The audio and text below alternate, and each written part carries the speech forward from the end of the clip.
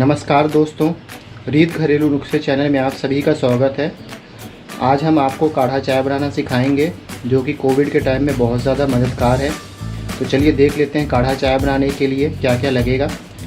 सबसे पहले आपको जायफल, काली मिर्च, हल्दी चुटकी भर, अदरक और आपको लौंग और थोड़ा सा आपको चाय पत्ती और चीनी, तेज पत्ता और आपको तुलसी का पत्ता। तो चलिए देर ना करते हुए स्टार्ट करते हैं आज का वीडियो।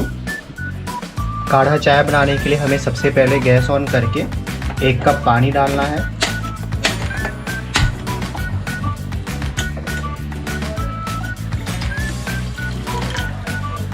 अब थोड़ा आंच कम करके हम इसमें तेज पत्ता डालेंगे और तुलसी पत्ता डालेंगे।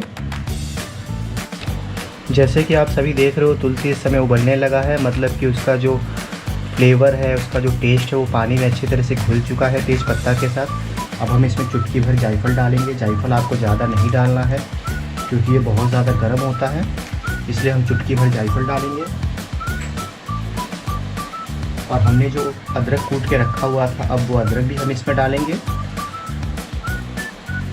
मैं ये आपको 1 कप काढ़े के हिसाब से 1 चम्मच आपको ये चाय पत्ती लेना है और 1 चम्मच आपको कम से कम 1 चम्मच से कम आपको चाय पत्ती लेना है और 1 चम्मच आपको चीनी लेना है, वो भी मैं ऐड करूँगा।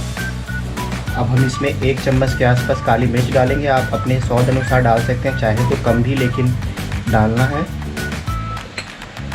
अब हम इसमें चुटकी भर ये हल्दी डालेंगे और जो हमने कूट के रखा हुआ था लौंग वो भी ऐड करेंगे।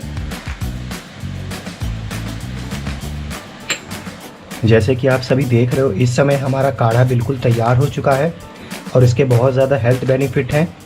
सबसे पहली बात कि कोविड टाइम में हमें अपना इम्यूनिटी सबसे पहले स्ट्रॉन्ग रखना चाहिए, तो ये इम्यूनिटी बूस्टर है एक तरीके से।